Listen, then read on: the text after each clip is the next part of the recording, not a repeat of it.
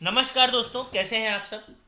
मैं रोहित दीक्षित आरडीए यानी रोहित दीक्षित एकेडमी पर एक बार फिर से आप सभी का स्वागत करता हूं। चलिए शुरू करते हैं आज का हमारा सेशन। और ये हमारा मैथ्स प्रैक्टिस सेट यानी जीडी एसएससी जीडी की मैथ प्रैक्टिस सेट की हमारी नवीं क्लास है, यानी 9th सेक्शन है ये हमारा। तो चलिए शुरू करते हैं। आगे बढ़ने से पहले चैनल को लाइक करिए, सब्सक्राइब करिए, शेयर करिए और लोगों तक पहुंचाइए भाई लेक्चर। क्योंकि भाई ऐसा है कि जब तक पहुंचेगा नहीं तब तक तो फिर दिक्कत हो जाएगी ना। लोगों तक पहुंचेगा तभी हम आगे इसको और लोगों तक पहुंचाएंगे, तभी हम आगे और अच्छे अच्छे क्वेश्चन लाएंगे। तो ये हमारा पहला प्रश्न है। चलिए देखते हैं पहला प्रश्न क्या है और किस तरीके से इसको हमें सॉल्व करना है। सबसे पहले प्रश्न को पढ़ेंगे। तो प्रश्न है हमारा ये कि एक पुलिस वाले ने एक चोर को 200 मीटर की दूरी पर देखा। एक पुलिस वाले ने एक चोर को 200 मीटर की दूरी पर देखा और जैसे ही पुलिस वाले ने उसका पीछा किया तो चोर भागने लगता है। चोर की चाल है 36 किलोमीटर प्रति घंटा और पुलिस की चाल है 54 किलोमीटर प्रति घंटा। ठीक। तो कह रहा है दोनों एक ही दिशा में जा रहे हैं, तो कितनी देर में पुलिस चोर को पकड़ लेगी। बहुत बढ़िया। ऐसा है, कितनी देर में। देर मतलब होता है समय। समय समय देर मतलब होता है समय, और समय बराबर होता है दूरी बटे चाल। समय बराबर होता है दूरी बटे चाल। दूरी क्या होगी, जो उनके बीच की दूरी है। उनके बीच की दूरी कितनी है, 200 मीटर। क्या है, 200 मीटर। ठीक। अच्छा, होता क्या है, एक चीज ध्यान रखना कि जब दो पिंड एक ही दिशा में जा रहे हो, बहुत ध्यान से समझना, एक ही दिशा में। जैसे पुलिस वाले की चाल है 54 किलोमीटर प्रति घंटा और चोर की चाल है 36। एक ही दिशा में जा रहे होते हैं तो उनकी जो चालें होती हैं वो घट जाती हैं। क्या हो जाती हैं, घट जाती हैं। तो 54 और 36 को जब घटाएंगे तो आएगा 18 किलोमीटर पर आवर। क्या आएगा, 18 किलोमीटर पर आवर। कितना आएगा, 18 किलोमीटर पर आवर। ये आया। ठीक। लेकिन ध्यान रहे, अगर अगर जो दूरी है, दूरी मीटर में है तो चाल भी मीटर प्रति सेकंड में होनी चाहिए। और अगर मीटर प्रति सेकंड में नहीं है तो किलोमीटर पर आर की चाल को आप 5/18 से मल्टीप्लाई करके मीटर प्रति सेकंड में चेंज कर सकते हैं। और अगर मीटर पर सेकंड की चाल है तो इसको 18/5 से गुणा करके किलोमीटर पर आर में चेंज कर सकते हैं। तो यहां पर हमारी चाल जो है वो है 18 किलोमीटर प्रति घंटा। तो इस 200 मीटर को हमें तो 200 मीटर ही लिखना है, लेकिन चाल 18 किलोमीटर प्रति घंटा को मीटर प्रति सेकंड में बदलने के लिए 5/18 से गुणा करेंगे। 18 से 18 कट जाएगा, जिससे हमारा उत्तर हमेशा सेकंड में आएगा। और हमारे प्रश्न का उत्तर आ गया है 40 सेकंड। कितना आ गया है, 40 सेकंड। चलिए अगला क्वेश्चन। अगला क्वेश्चन है 4, 5 तथा 6 में से प्रत्येक से विभाजित होने वाली 200 तथा 600 के बीच की कुल कितनी संख्याएं हैं। बहुत बढ़िया चीज है। ऐसी संख्याएं निकालनी है जो 4, 5 और 6 में से प्रत्येक से विभक्त हो रही हो और 200 तथा 600 के बीच हो। कोई दिक्कत नहीं। देखो ऐसा है, अगर कोई संख्या 4, 5 और 6 से विभक्त हो रही है, इसका मतलब वह संख्या उनके एलसीएम से भी विभाजित होगी। किससे विभाजित होगी, एलसीएम से। ठीक। तो 4, 5, 6 का एलसीएम क्या होगा, 60। क्या होगा, 60। अब 60 का पहाड़ा पढ़ते हैं भाई। 60 का पहाड़ा हम पढ़ेंगे 4 बार। ठीक, 4 बार, 6 चौको 24 तो 240 आ गया। ये 240 200 के ऊपर है। ठीक। अब इसका मतलब 5 बार में भी जाएगा तो ये हो गया 300। इसका मतलब 6 बार में भी जाएगा तो ये हो गया 360। इसका मतलब 7 बार में भी जाएगा, इसका मतलब 420। इसका मतलब 8 बार में भी जाएगा, इसका मतलब 480। इसका मतलब है 9 बार में भी जाएगा, यानी 540। लेकिन अगर हम 10 बार कर देंगे तो 600 पहुंच जाएगा। हमें तो 200 और 600 के बीच में बताना है ना। तो 200 और 600 के बीच में कितनी हो गई, 1 2 3 4 5 6, यानी कुल 6 संख्याएं हो गई हैं। आपको जो नहीं समझ में आएगा आप देखिएगा और फिर कमेंट करिएगा। अगला क्वेश्चन। 19.5 मीटर लंबी लोहे की छड़ से कितने टुकड़े बनेंगे जबकि प्रत्येक टुकड़े की लंबाई 65 सेंटीमीटर हो। बहुत बढ़िया। तो एक मीटर में 100 सेंटीमीटर होते हैं, 100। तो 19.5 मीटर में 1950 सेंटीमीटर होंगे। सबसे पहली बात तो सेंटीमीटर में बदलो। क्यों?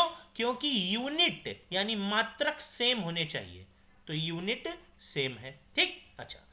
कभी भी ऐसी बात आए जिसमें कहता है हाउ मैनी यानी कितना या कितने, तो हमेशा भाग देना होता है। क्या देना होता है? डिवाइड करना होता है। ठीक, जैसे 1950 को डिवाइड कर दीजिए, जो टुकड़े निकालने हैं, तो भैया 30 बार जाएगा, हर टुकड़ा 65 सेंटीमीटर का, तो 30 टुकड़े बनेंगे। ठीक, हो गया प्रश्न का उत्तर। चलिए चौथे प्रश्न की ओर बढ़ रहे हैं। अगला चौथा प्रश्न देखते हैं। चौथा प्रश्न क्या है? किसी वस्तु को 19 रुपये 50 पैसे 19 रुपये 50 पैसे में बेचने से 30% का लाभ होता है। इस वस्तु पर 40% लाभ कमाने के लिए इस विक्रय मूल्य में कितनी वृद्धि करनी पड़ेगी? बहुत बढ़िया, देखो ऐसा है सबसे पहली बात, जब हमें लाभ होता है, लाभ, तो 100% में प्लस करते हैं, और जब हानि होती है तो 100% में घटाते हैं हमेशा ध्यान रखना। ठीक, 100% में घटाते हैं। ये हो गया। अब क्या हुआ? जब कभी ऐसा प्रश्न मिले जहां पर 2 जगह परसेंट दिया हो और 1 जगह रुपए, ठीक, हमेशा, फिर चाहे दोनों जगह वृद्धि वृद्धि हो, कमी कमी हो, वृद्धि कमी हो या कमी वृद्धि हो, ध्यान रखिए जो प्रतिशत बाद में दिया हो, जो प्रतिशत बाद में दिया हो, जो प्रतिशत बाद में दिया हो, उसे हमेशा ऊपर रखते हैं। कहां ऊपर? कैसे? देखो, 19 रुपया 50 पैसा गुणा जो बाद में दिया 40% लाभ, ये ऊपर रख लिया तो 140, और जो पहले दिया उसको नीचे, फिर चाहे प्रॉफिट हो या लॉस हो, और जो बाद में दिया उसे ऊपर, तो नीचे 130। कितना आएगा? 130। देखते हैं, 0 से 0 गया 13, एकम 13, पंचे 65 और 0 1.5। 15 × 14 करेंगे तो 210 आएगा, यानी 210 कितना आया? 210, यानी 210 यानी 21 रुपए आ गया। 21 रुपए कितना आ गया? 21 रुपए। अब पहले मूल्य था 19 रुपये 50 पैसे, अब मूल्य कितना है? 21 रुपए। तो वृद्धि क्या हुई है? 1 रुपये 50 पैसे की। आंसर आ गया। ठीक, समझ गए? चलिए अगले प्रश्न की ओर बढ़ते हैं। राम ने एक गाय रहीम को 20% लाभ पर बेची और रहीम ने इसे रॉबर्ट को 25% लाभ पर बेच दिया। यदि रॉबर्ट ने इसके लिए 900 रुपए दिए हों तो रहीम ने गाय कितने में खरीदी थी? ठीक है, देखिए राम ने जितने में भी खरीदी हमको नहीं पता, रहीम को 20% लाभ पर बेचा, तो 120% हटाएंगे तो 100 लगेगा। अच्छा, अब रहीम के पास पहुंच गई। किसके पास? रहीम के पास पहुंच गई। रहीम ने क्या किया? रॉबर्ट को बेच दिया। किसको? रॉबर्ट को बेच दिया है, और बेचा है 25% लाभ पर, तो 125/100 हो गया। और रॉबर्ट को ये गाय मिली है 900 में, तो कोई दिक्कत नहीं। ये 6 बार गया, ये 5 बार गया, ये 5 बार गया, ये 4 बार गया, और बराबर 900 रुपया। ठीक, 5 से 5 कैंसिल। ठीक, 6 से 90 को काट दिया 150 बार, और 15 चौको 60, यानी 600 रुपये आ गया। बस आ गया आंसर। ठीक, समझ गए सभी लोग? चलिए अगला प्रश्न देखते हैं, पढ़िए जरा, बहुत गजब का प्रश्न है, बहुत अच्छा लिखा हुआ है। छठा प्रश्न लिखा है, एक नक्शे पर 0.5 सेंटीमीटर दर्शाता है 10 किलोमीटर को। यदि दो नगरों के बीच की दूरी 82.5 सेंटीमीटर हो तो इन नगरों की वास्तविक दूरी क्या है? कोई दिक्कत नहीं, बहुत अच्छे से आ गया। देखो भैया, 0.5 सेंटीमीटर बराबर 10 किलोमीटर। ठीक, तो 1 सेंटीमीटर बराबर क्या होगा? 10/0.5, ये यानी 20 किलोमीटर। तो दो नगरों के बीच की दूरी है 82.5, तो 82.5 सेंटीमीटर बराबर 20, इसको रफ कर दें, रफ रफ रफ, बाकी आप लोग तो समझ ही गए हो, ठीक, रफ, हाँ, 20 गुणा 82.5 करते हैं जरा, जीरो, 2 पंचे 10 की जीरो, हंसी लगाए, 2 दूनी 4 और 1 5, 8 दूनी 16, एक अंक के पहले दशमलव लगा है जीरो, और जीरो के दशमलव के बाद जीरो की कोई वैल्यू नहीं थी। तो ये आ गया 1650 किलोमीटर, ठीक। 7वां प्रश्न, एक परीक्षा में किसी परीक्षार्थी को प्रत्येक सही उत्तर के लिए 5 अंक मिलते हैं तथा प्रत्येक गलत उत्तर के लिए 2 अंक काट लिया जाता है। यदि वह 140 प्रश्न का उत्तर दे तथा 350 अंक प्राप्त कर दे तो कितने प्रश्नों का सही उत्तर दिया उसने, ठीक है। देखो ऐसा है, हर प्रश्न के सही उत्तर के लिए 5 अंक मिलते हैं, तो अगर 140 प्रश्न वो करेगा और अगर 5 अंक हर प्रश्न के लिए मिलेंगे तो भैया 700 अंक तो हो जाएंगे उसके। कितने होंगे? 700 अंक हो गए। लेकिन सोचो 700 अंक हो गए, लेकिन सोचो उसको मिल कितने रहे अंक? 350 अंक प्राप्त होते हैं, मिलते मिलते हैं। कितने अंक नहीं मिले? 350 नहीं मिले। नहीं मिले। क्यों नहीं मिले? क्योंकि जो 5 अंक मिलते थे वो भी कट गए और 2 अंक एक्स्ट्रा कट गए। टोटल मिलाकर 7 अंक कट गए। 7 अंक कट गए, ठीक। 7 अंक काटे जाते हैं तो 350 अंक नहीं मिले और हर प्रश्न के लिए 7 अंक कटा है। प्रति प्रश्न 7 कट गए तो ये हो गया 50 प्रश्न। 50 प्रश्न गलत हो गए। 50 प्रश्न गलत हो गए तो 140 में से 50 गलत हो गए। इसका मतलब 90 प्रश्न उसने क्या किए? सही। और यही हमारे प्रश्न का उत्तर है। यही हमारे प्रश्न का उत्तर है। अगला क्वेश्चन, क्योंकि 90 तो सही हो गए, ठीक है। लिखा है किसान के पास कुछ मुर्गी तथा कुछ बकरियां हैं। यदि इन सब के कुल 240 सर तथा 640 पैर हैं तो मुर्गियों की संख्या बताइए, ठीक है। देखो ऐसा है, 240 सर हैं, इसका मतलब 240 जानवर होंगे, ठीक। और कुल पैर जो थे, कुल पैर जो हैं वो हैं 640। अब सोचो जरा आप, 240 जानवर हैं, इसका मतलब 240 जानवर हैं। पहले हम सबको 2-2 सर दे देते हैं, तो 2-2 पैर दे देते हैं, तो 2 पैर बांट दिए तो भैया 480 पैर बट गए। कितने बट गए? 480। अब 640 में जब 480 पैर बट जाएंगे तो शेष बचेंगे 160, यानी 160 शेष पैर बचे। अच्छा आप समझो यहां पर कि जब 480 पैर बटे तो इसमें मुर्गियों को तो मुर्गियों के पैर मिल गए और मुर्गी गई।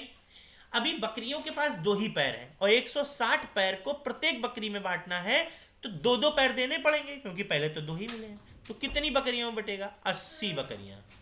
80 बकरी। अब सोचो जब 240 जानवर हैं 240 जानवर हैं तो 80 बकरियां हो गई, 80 बकरी हो गई, 80 बकरी हो गई, 80 बकरी हो गई। इसका मतलब कितना हो गया? 160 क्या हो गई? मुर्गी। 160 मुर्गी। खत्म, आंसर आ गया, ठीक। चलो अगला देखो। किसी दूध वाले ने, कह रहा है किसी दूध वाले ने एक टंकी में 75 लीटर तथा दूसरी टंकी में 45 लीटर दूध रखा। ये जो रुपया लिखा है ना, इसको काट देना, ये धोखे से आ गया रुपया, है ना, ये धोखे से। 75 और 45 लीटर दूध रखा है।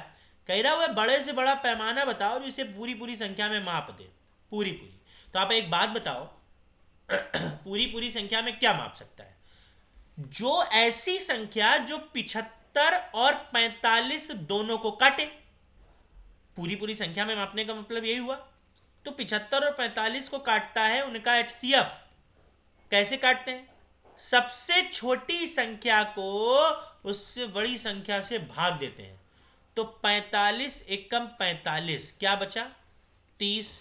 इस 30 को फिर से भाजक बनाया, 45 को डिवाइड किया, तो 30 एकम 30, शेष क्या बचा? 15। इसको फिर से भाजक बनाया और इस 45 को लेकर आए हैं, सॉरी इस 30 को लेकर आए हैं, फिर से 30 को उठाकर यहाँ पर, तो 15 दूनी 30, जो अंतिम भाजक होता है वही हमारा एचसीएफ होता है। ठीक, अगला प्रश्न देखते हैं।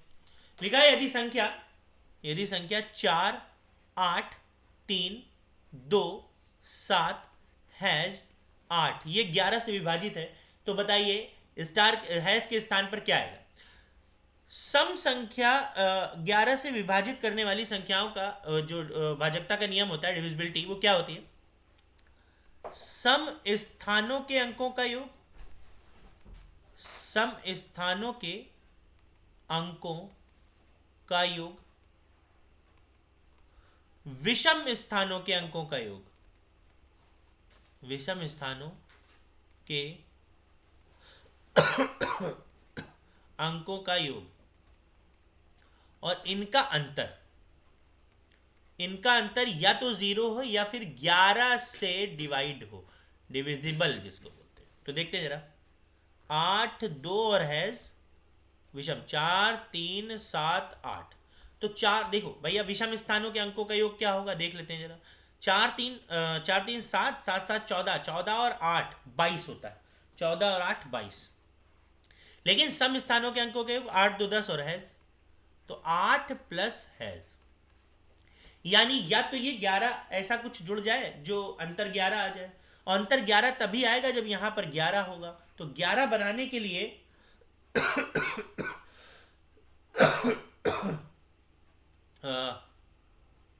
11 बनाने के लिए 8 2 10 होता है, हाँ 8 2 10 होगा, 10 प्लस हैज होगा, तो यहाँ पर 10 है। ठीक है, सॉरी एक बार रफ कर दें जरा जल्दी से। 8 2 10, तो 11 बनाने के लिए हम क्या जोड़ दें? 1, तो इस हैज के स्थान पर क्या आएगा? 1।